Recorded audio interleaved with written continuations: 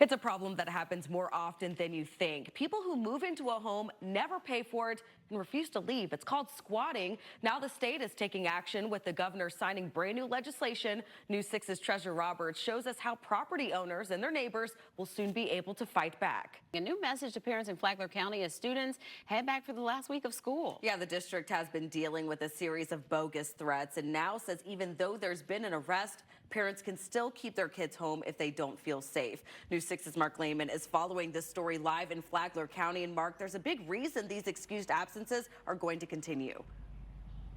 Yeah, that's because deputies believe the student arrested for the most recent threat was a copycat. Breaking news alert. A disturbing scene in Baltimore. A major bridge partially collapses after being hit by a large ship. You're looking at video capturing the whole thing. Now the rush is on to find any survivors still in the water. The scene unfolding just a few hours ago. Yeah, officials say several vehicles on that bridge fell into the water below. This morning, we're waiting to find out if Orlando police have any suspects after a shooting left 2 people hurt, including a child. The victims were found shortly after noon on Saturday on South Oxalis Avenue, a few blocks south of Lake Underhill Road. We know both victims had to go to the hospital, one of them in critical condition. So far, police haven't released anything else about what happened, only saying the investigation is active and ongoing. Well, happening today, part of a busy road in Brevard County is shutting down, and that closure is expected to last weeks. Listen up, this is happening in Palm Bay. Crews are shutting down Mitten Road between Malabar Road and Juniper Boulevard. It's all part of an extensive repaving project. The stretch of road is set to be closed through July 30th. Drivers can use Elderon Boulevard as an alternate route. Now to results 2024 and a big shakeup in the presidential race. President Biden announcing he is ending his re-election campaign with less than 4 months to go until voters head to the polls. And this morning, the biggest question of them all, what's next? The president's already endorsed his VP Kamala Harris. Developing now a search to find out who fired a stray bullet into a home along Roxy Lane in Winter Garden. They might not know who fired the gun, but the family says they think they know where it came from. Do you see these open plots of land along Williams Road? Neighbors tell us they're being used as target practice, and they tell us they hear gunfire all the time in the area. Take a look at this drone video. It's going to pan in just a moment, and you'll see just how close that these plots of land are to the homes right across the street there. The woman whose home was hit says she was sitting on the couch with her family, and the situation could have been much worse.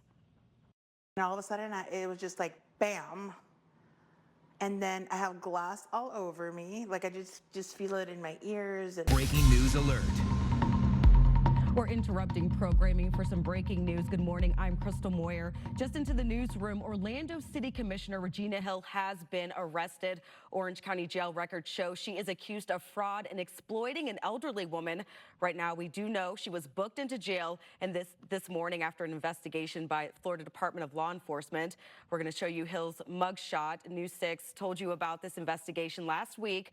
We reported FDLE was tipped off last year by one of Hill's former aides who was fired from her job. Investigative documents we got a hold of claimed, among other things, that Hill fraudulently established power of attorney over a 96-year-old woman, and that allowed her to get a mortgage in the woman's name and co-purchase this home in the Lake Man Estates area of Orlando without the woman even knowing about it.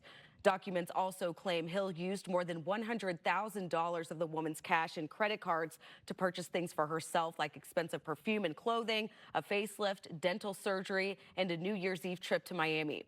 Now she faces 3 counts of exploitation of an elderly person, 1 count of mortgage fraud, 2 counts of impersonation, and 1 count of scheme to defraud.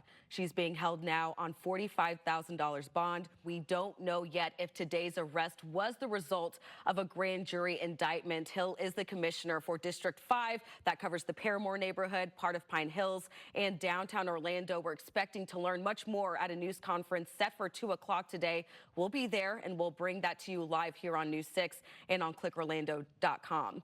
We'll return to our regularly scheduled programming and see you here on News 6 at noon. This has been a News 6 breaking news alert.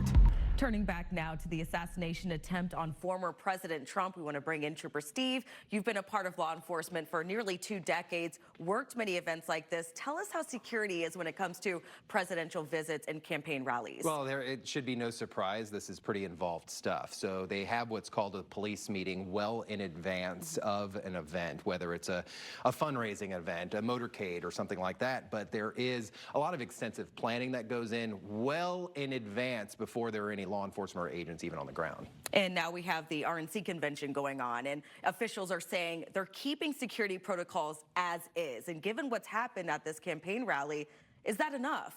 I would say this as polite as possible in support of the law enforcement. Don't believe that.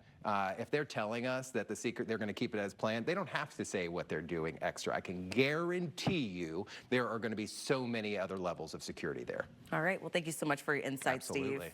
In this morning's consumer news, the pain at the pump easing just a bit for drivers here in Florida. According to new numbers released by AAA, gas prices are on a 9-day streak of declines. Let's take a closer look at the numbers here. Right now, the average price for a gallon of regular in the state is $3.47. That's about 12 cents less than this time last week at $3.59. The national average is still higher at $3.59 a gallon. However, experts say oil prices did surge to a new 2024 high last week, which could cause gas prices to move higher in the coming days. Well, still to come on News 6 Mornings, another in making Niagara Falls the new title holder for the most people in one place dressed as suns.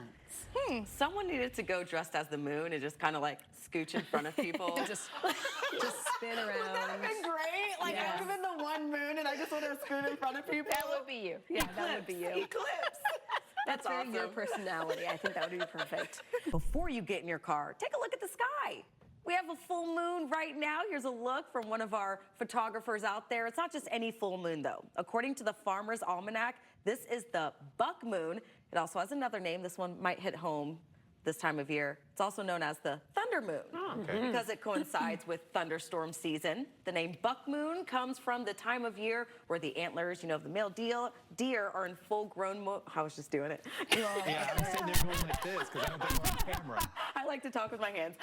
So, of course, we at News 6 want to see your pictures of the buck moon. Don't forget to pin it, share your pictures with us, and, we'll share it right here on News 6. Now the reveal was supposed to happen. I'm sitting here You see going, how they put the camera on? That's when I was like, the buck moon. yeah, the like the antlers. horns grow like this, and I'm like, I'm Yeah. on TV. All right, turning back to weather now. The main word is heat. And Yes. Candace, yesterday I was shooting a story out in Montverde. It was so hot that my phone shut down, it overheat, and my camera was like, nope, you can't record anymore, it's too hot. Oh no. So what did you do? Just sit inside somewhere? Try I to cool it sat down? in the car and held everything up against the air conditioning until it turned back on and then ran out to shoot something. Summer's like, hello, did you miss me? Take a break. No, we didn't actually. You know what? It's going to be another hot day, Crystal. So prepare yourself and prepare your gear. Golly, she goes out there all by herself and she does it all by herself. She's a one-man band. She's a superstar. All right, let's talk about those temperatures out the door.